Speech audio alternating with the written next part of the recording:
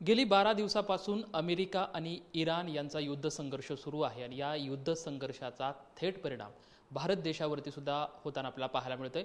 भारतातले गॅस सिलेंडरचा तुटवडा असल्यामुळं हॉटेल असेल किंवा इंडस्ट्रीज असेल यांना तुटवडा जाणवत आहे. त्यामुळं वेगवेगळ्या परिणामांना सामोरे जावे लागत आहे.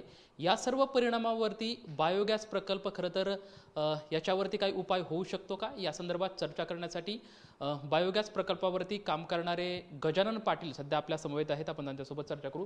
सर, खरं तर आता अमेरिका आणि इराण यांचा युद्ध संघर्ष सुरू आहे आणि या युद्ध संघर्षामध्ये गॅस सिलेंडर याची कमतरता सध्या भासत आहे. त्यामुळे अनेक अडचणींना खरं तर सामोरे जावे लागत आहे. याच्यावरती खरं तर आपल्याला सोल्युशन म्हणून बायोगॅस कसा पद्धतीने काम करू शकतोय? नमस्कार. हा खूप चांगला प्रश्न आपण विचारलेला आहे. मागच्या 12 दिवसापासून जे युद्ध सुरू आहे आणि त्याची जी झळा आपण आता बघतोय की आपल्याला शॉर्टेज जाणवतो LPGचा, CNGचा, PNG, प्रोपेनसारख्या गॅसचा. तर यासाठी नक्कीच आपण हा प्रश्न अतिशय गांभीर्यानं घ्यायला पाहिजे. यासाठी मी आपल्याला एक सांगू इच्छितो आज की भारतामध्ये खूप मोठ्या प्रमाणामध्ये जैविक कचरा तयार होतो.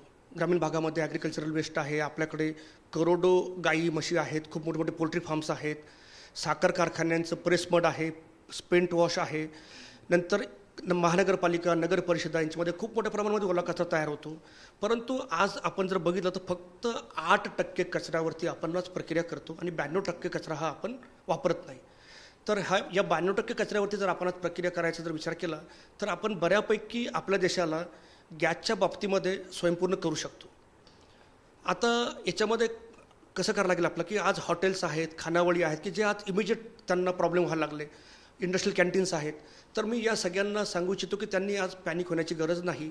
या सगळ्या लोकांनी biomass pellet operated cook stove मार्केटला उपलब्ध आहेत. त्याचा त्यांनी लगेच त्यांनी जर वापर सुरू केला तर त्यांना LPGपासून त्यांना पर्याय मिळू शकतो. आणि जर त्यांनी हे बायोमास पॅलेट ऑपरेटेड स्टोव जर वापरले तर त्यांना किमान 60% त्यांना इंधन खर्चावरती बचत मिळू शकते. दुसरी गोष्ट, भारत सरकारने सध्या काय केलं आहे की जो गॅसचा पुरवठा जो त्यांनी बाधित केला आहे तो केला आहे कमर्शियल यूजसाठी आणि इंडस्ट्रीसाठी. त्यांनी कालच इंडस्ट्रीला सर्क्युलर काढलं की ज्या गॅस ऑपरेटेड इंडस्ट्रीज आहेत त्यांनी त्यांचे ऑपरेशन बंद करावे. परंतु आता होतं कसं की मी ऑर्डर घेतलेल्या आहेत, कंपन्यांनी त्यांचे ऑलरेडी ऑर्डर्स आहेत. तर अशा परिस्थितीमध्ये प्रोडक्शन थांबवणं म्हणजे कंपनीला नेट लॉस आहे.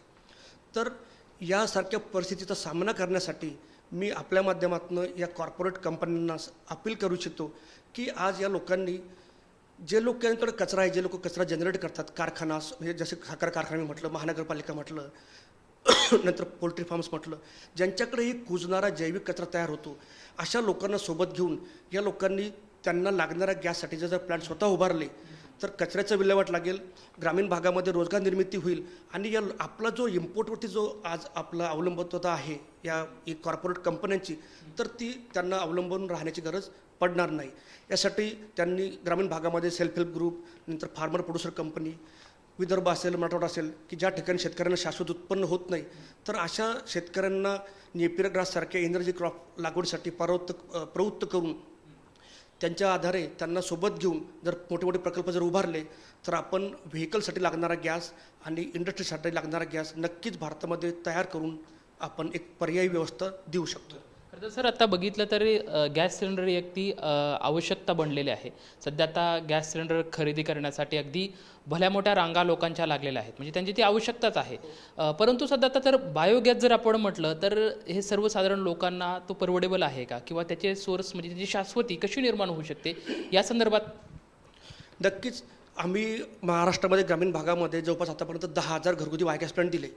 सध्या आम्ही फक्त 16,000 रुपयामध्ये शेतकऱ्यांना बायोगॅस प्लांट देतो आहे, ज्याच्यावरती त्यांचं म्हणजे 6 लोकांच्या कुटुंबाचा सकाळ संध्याकाळ स्वयंपाक होऊ शकतो. म्हणजे जर 2 ते 3 गाय असतील तर त्या शेतकऱ्याला आयुष्यामध्ये सिलेंडर आणायचं काम पडणार नाही. नंतर ज्या हॉटेल्स आहेत त्यांच्याकडे आज 100 किलोपासून तर 500 किलोपर्यंत त्याचे फूड वेस्ट निघते आणि ते फूड वेस्ट आता इकडे तिकडे फेकतात. तर ते फूड वेस्ट जर त्या लोकांनी स्वतःचा बायोगॅस जर टाकला, लेट्स से समजा 500 किलो फूड वेस्ट असेल, तर 500 किलो फूड वेस्टपासून जर त्यांनी बायोगॅस प्लांट जर उभारणी केली तर त्यांचं दिवसाला 22 किलो LPGचं बचत होऊ शकते. आणि आपण जर बघितलं तर रिटर्न ऑन इन्व्हेस्टमेंट जो आहे या प्रकारच्या प्रकल्पाचा तो साधारणतः 3 वर्ष आहे. आणि या प्रकारच्या प्रकल्पाच्या उभारणीसाठी राज्य सरकार, केंद्र सरकारच्या काही स्कीम्स आहेत आणि CSRच्या माध्यमातून पण छोट्या शेतकऱ्यांसाठी काही कंपन्याकडनं फंड उपलब्ध आहे. तर याचा शेतकऱ्यांनी मोठ्या प्रमाणामध्ये याचा फायदा करून घ्यावा असं मी म्हणेल.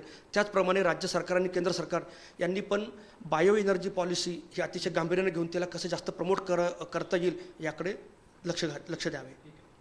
खरं तर अमेरिका आणि इराण या युद्धाच्या झळा भारत देशामध्ये सुद्धा आपल्याला पाहायला मिळत आहेत. मात्र भारत देशानं आत्मनिर्भर बनत भारतामध्येच बायोगॅस प्रकल्पाला चालना द्यायला पाहिजे. त्यामुळं ज्या काही सध्या अडचणी आपल्यासमोर उभ्या राहिल्या त्या अडचणीवरती आपल्याला मात करता येऊ शकते अशी भावना बायोगॅस प्रकल्पावरती काम करणारे गजानन पाटील यांच्याकडून आपल्याला पाहायला मिळते. कॅमेरामॅन सुशांत राऊतसोबत लक्ष्मण जाधव, TUNIN मराठी, पुणे.